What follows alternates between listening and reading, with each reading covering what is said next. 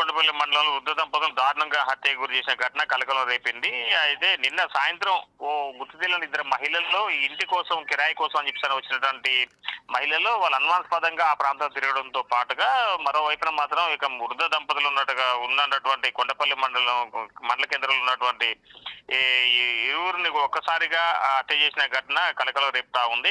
మొత్తానికి ఈ ఘటన ఉదయం సమీపంలో వాళ్ళ ఇంటి సమీపంలో ఉన్నటువంటి వారంతా కూడా ఒక్కసారిగా ఈ ఎర్ర వెంకటరమణ కృష్ణకుమార్ అనే భార్య భర్తలు ఎప్పటికీ ఇంకా ఉదయం తెల్లారిన తర్వాత కూడా లేకపోవడంతో పక్కనే ఉన్నటువంటి బంధువులు ఫోన్ చేసినా సరే స్పందించకపోవడంతో ఒక్కసారిగా వాళ్ళు ఇంటికి వచ్చి చూసిన తరుణంలో డోర్లు ఓపెన్ చేసి ఉండటంతో పాటుగా నిర్జీవంగా పడి ఉన్నటువంటి మృతదేహాలను చూసి ఒక్కసారిగా కన్నీరు ముందిన ఘటన కొండపల్లి మండల కేంద్రంలో చోటు చేసుకున్నది. దీనికి సంబంధించి స్థానికులు సహాయంతో ఈ యొక్క ఘటనకు సంబంధించి పోలీసులకు సమాచారం అందించారు. పోలీసులు కూడా సంఘటన స్థలానికి చేరుకొని జరిగినటువంటి ఘటనకు సంబంధించి ఉన్నతాధికారికి సమాచారం చేరవేసి క్లూస్ టీమ్స్ తో పాటుగా డాగ్ స్క్వాడ్ కూడా రంగంలో దింపి అనుమానాస్పదమైన వ్యక్తులు ఈ ఆ ప్రాంతంలో ఏమన్నా తిరిగారా అనే దానిపైతో పాటుగా మరోవైపు వచ్చిన మహిళలు ఇంటి కిరాయి కోసం వచ్చారా లేకపోతే ఇతర ఏదైనా పని మీద వచ్చారా అనే దాని లేకపోతే వీళ్ళు ఇతర రాష్ట్రాలకు చెందినటువంటి మహిళలా వీళ్ళంతా లేక లోకల్ వాళ్ళేనా లేదంటే ఇంకేదైనా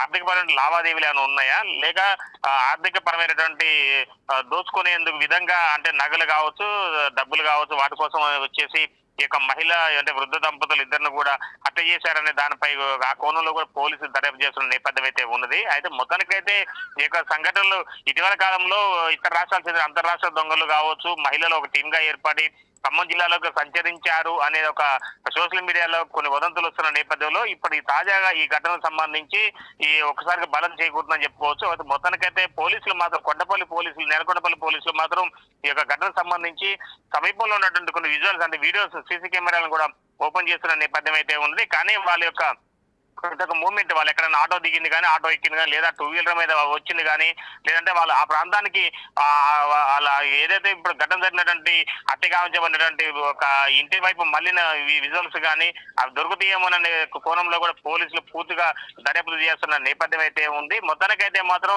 ఈ యొక్క వృద్ధ దంపతులకి ఒకప్పుడు మొన్నటి వరకు కూడా కిరాణా వ్యాపారం చేసుకుంటూ జీవనం సాగించారు. వయసు మీద పడిన తర్వాత ఒక్కసారిగా ఆ కిరాణా వ్యాపారాన్ని కూడా తమ బంధువులకు అప్పచెప్పుకొని ఇంటికి కిరాయిలు ఇచ్చుకుంటూ నివసిస్తున్న నేపథ్యం అయితే ఉంది.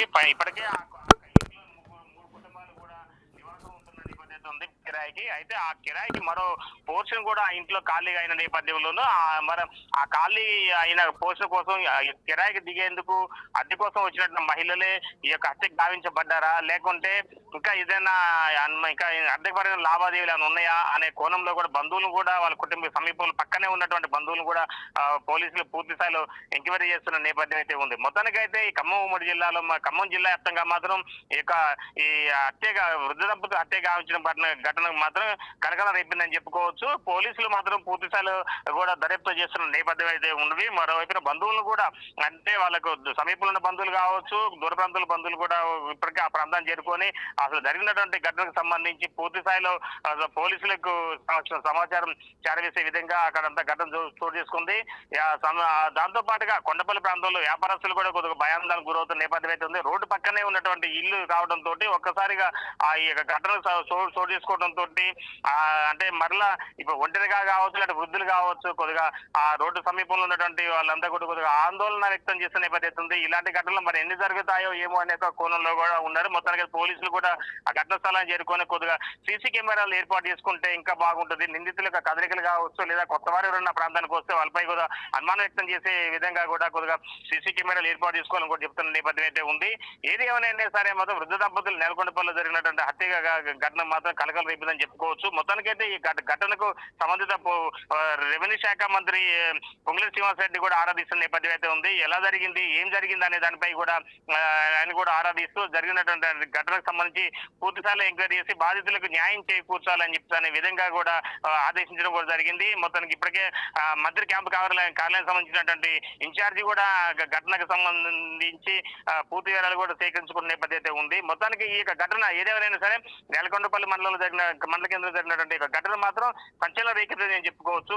ఏదైనా ఈ యొక్క ఘటన వివరాలు మాత్రం మరి క్లూస్ టీమ్ తో పాటుగా డాగ్ స్క్వాడ్ వచ్చింది కాబట్టి వస్తున్న నేపథ్యంలోనే ఈ యొక్క వివరాలు మాత్రం ఇప్పటి వరకు కాస్త పోలీసులు సాధ్యపడకపోయినా కానీ క్లూస్ టీమ్ తో పాటుగా డాగ్ స్క్వాడ్ వస్తే కనుక ఇంకా పూర్తి వివరాలు వచ్చే అవకాశం మెండుగా ఉందనే చెప్తున్న నేపథ్యం అయితే ఉంది. ఇది కొంత తాజా పరిస్థితి.